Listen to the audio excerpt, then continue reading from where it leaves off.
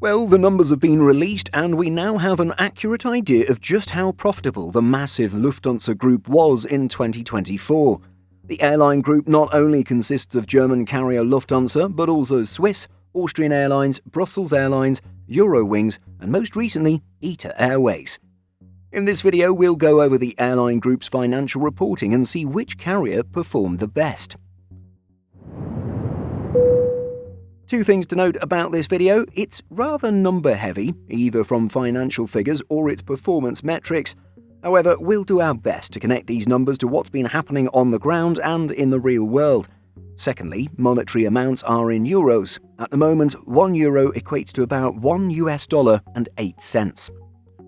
And so, starting off with the airline group as a whole, the company declared a total revenue of €37.581 billion. This was up 6% from 2023. In case you didn't know and didn't watch our long-haul video about just how big Lufthansa Group is, well, it includes far more than just airlines. In addition to its carriers, the group also includes a logistics division and MRO division. Such subsidiaries include Lufthansa Cargo, Jetana Group, Lufthansa Technik, and more. Despite the boost in revenue, the company had a far less profitable year after factoring in expenses. Lufthansa Group actually experienced a whopping 35% drop in its EBIT, which is its earnings before interest and taxes. The group's 2024 EBIT was €1.731 billion, compared to a 2023 EBIT of €2.669 billion. Much of this can be attributed to its higher operating expenses for the year, which was 9% more than 2023, about €39.1 billion compared to a little less than €36 billion. Looking at how each of its divisions performed, it would appear that it was the group's passenger airlines that really brought down overall earnings. In fact, when looking at just revenue and earnings for passenger airlines, the adjusted EBIT was down 49% from the year prior. This is a stark difference from the 15% jump for its logistics activities and 1% rise for its MRO division.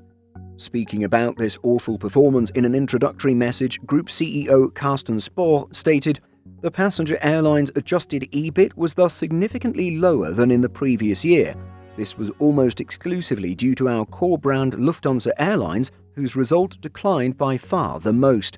Lufthansa Airlines therefore launched a comprehensive turnaround program in the 2024 financial year to increase its level of efficiency and improve its product quality." When it comes to its key operational metrics, the group and its various airlines operated 5% more cargo and passenger flights in 2024 than 2023, 991,752 compared to 946,132. This allowed for a 7% jump in the number of passengers, 131.3 million in 2024 compared to 122.535 million the year prior.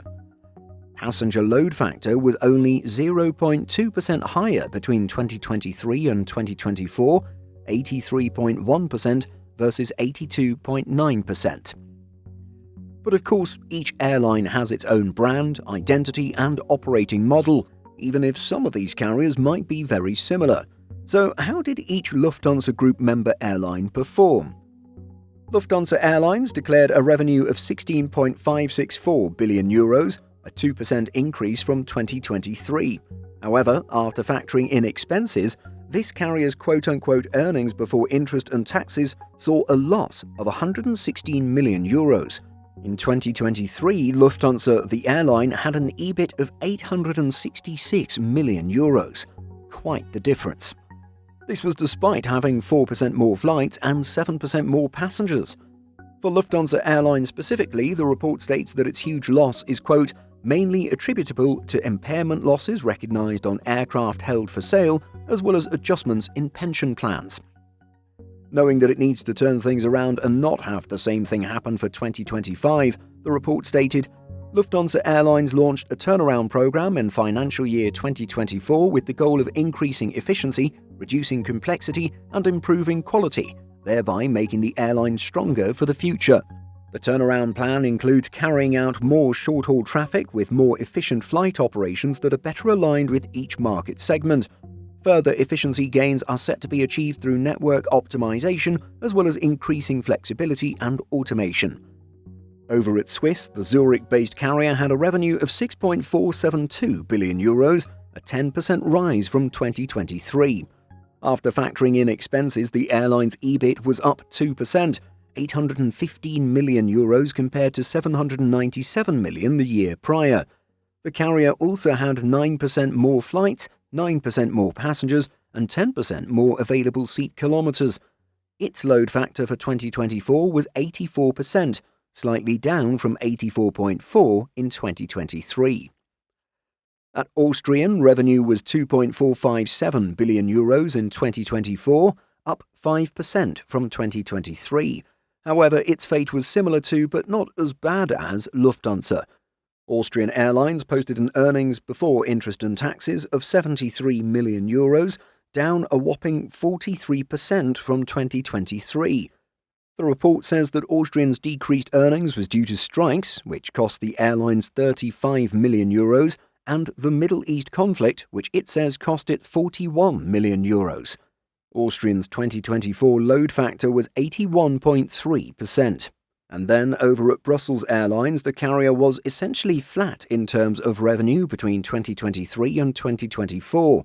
Its 2024 revenue was €1.544 billion compared to €1.537 in 2023.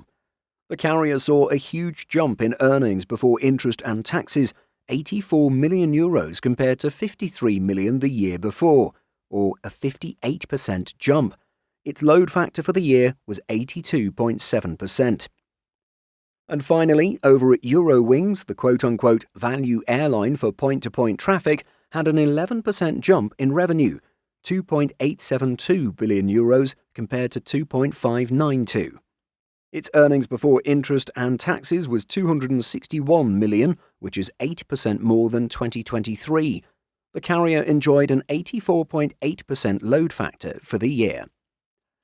While ITA Airways is now a member of Lufthansa Group, it is only partially owned by the German conglomerate, 41% to be precise. The majority owner is actually the Italian Ministry of Economy and Finance, which holds the other 59%. The other significant factor for why ITA isn't in its financial report is that the deal was only made official in January of 2025. But getting back to Lufthansa Group's airlines and their poor performance, the report discusses money-losing factors across the group with the following items mentioned: the cost of materials and services, up 6%, expenses for in-flight services, up 17%, charter expenses, up 34%, salary increases resulting from a larger workforce, pay agreements and one-off payments drove up staff costs by 11%, and finally, expenses for passenger assistance in connecting with flight irregularities due to strikes and operational difficulties at German airports were up 34%. The report also mentions delays in aircraft deliveries, as well as increasing price pressures due to global capacity growth as factors that made 2024 a quote-unquote economically demanding year. So there you have it, Lufthansa Group's not-so-great 2024 in terms of financial performance. What do you think of the airline group's performance? Which member airline do you think is the best? Let us know by leaving a comment. Simple Flying publishes over 150 articles every week. If you're looking for the latest aviation news and insights, visit simpleflying.com.